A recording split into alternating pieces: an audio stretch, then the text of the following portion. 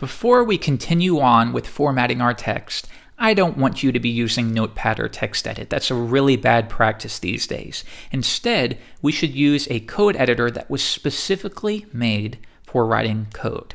So I'm going to open up my browser, and the one we'll be using in our lessons is going to be called Sublime Text 2. And I'm choosing this one because there are versions available for Windows, Mac, and Linux. So more or less whatever browser you're using, you should have an option available. Also, it's a fantastic editor.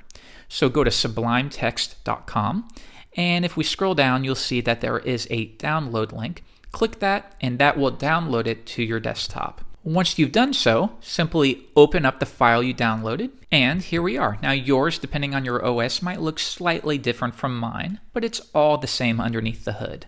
So I will take our file and drag it in like so. Now you can see, in addition to offering quite a bit of flexibility, there is syntax highlighting so we can more easily associate where our values are, where our element names, etc., etc. If you would like to adjust some of the settings, you can always go to the app name, preferences, color scheme, and you can play around with some of the options that are available, whether you would prefer maybe a dark color or a light. We're going to stick with light for this tutorial, so I will switch that back, like so. Now, we're going to move ahead and learn how to format our text. So notice here I have Hello World, but what if I want that really bold? We want to shoot it out to the user. Well, we can use a heading element to do that. So I will type H1, and this says the text here should be a heading level 1 element. That's the topmost heading, and generally that means it's going to be the largest, it's going to receive the most weight when the browser looks at it. But once again, if we wanted to type, here's my text, let's save that. I will go to File, Save, or from now on I will type Command S to do so. And now I want to go back and view this in the browser. Now notice it says Hello World, and then it says here's my text.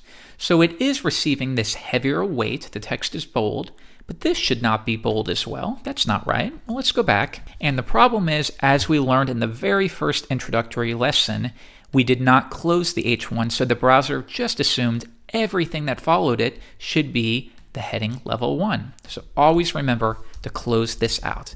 And we use the / to do it.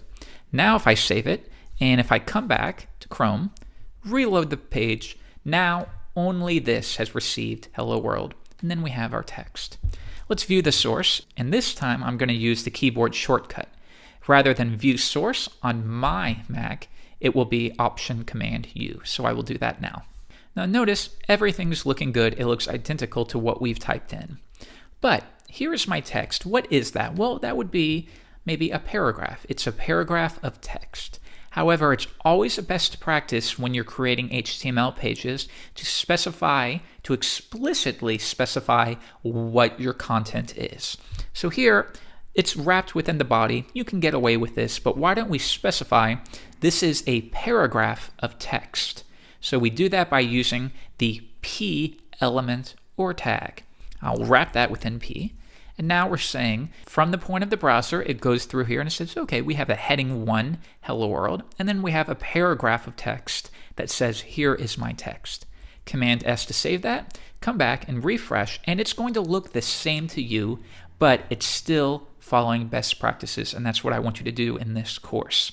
Now, we're not going to cover too much of this until you've gotten a little bit further, but I want you to keep something in the back of your mind.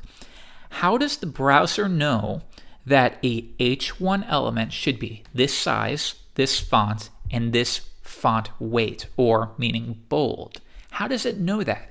And that's because browsers have some default styling in place. So unless you override it, when a browser comes across this, it's going to say, okay, well, I will generally make this bold, I will make the font size much larger, I will use this font. Now, most of the time you may find that you don't want this, but I want you to always keep this in the back of your mind. The fact that this paragraph of text right here has a little bit of spacing above, and the fact that the heading has a little spacing below, that is all coded. It's not done for you. In this case, the browser provides a default, what we call a style sheet or CSS file that specifies that there should be what we call margins below. So we'll get to that in a future lesson, but for now, just think about it. Next, I want to add some emphasis to my. So how can we emphasize a particular word? We can do that by using the EM element. And EM stands for emphasis. So now we're telling the browser, here's my text, it's a paragraph, but this specific word needs to receive emphasis. Now, what form that takes? I don't know. Let's save it and view it in the browser, refresh, and now I want you to note that if I zoom in, my is now italic. Again, this is the default. It's quite common. Most people keep it, but the browser has set that by default. Any element that is emphasized should have italic text. Now, what's the opposite of this? Well, that would be strong, meaning we are going to make this particular string or this particular word strong.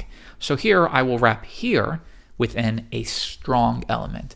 And traditionally, this is used to make text bold, but it does not have to. It can do anything you want. While it's common to make an M element italic, it can be anything you want at all. There is no right or wrong, just defaults. Refresh, and now can you see here is bold because we used a strong element. My is italic because we used an M element. Notice this is what creating HTML is. It's describing your content. In Microsoft Word, you can simply choose a font size, a font color, and then you begin typing. When you press enter, it will automatically add some spacing. But within HTML, we need to explicitly state that we're having a paragraph. We have a heading here. And what you'll find is, while it might seem like more work at first, I prefer it. If I were writing a book, I would honestly prefer to do it in HTML rather than a program like Microsoft Word. And you might feel the same after a few months. In the next lesson, I'm going to teach you how to create a list of items.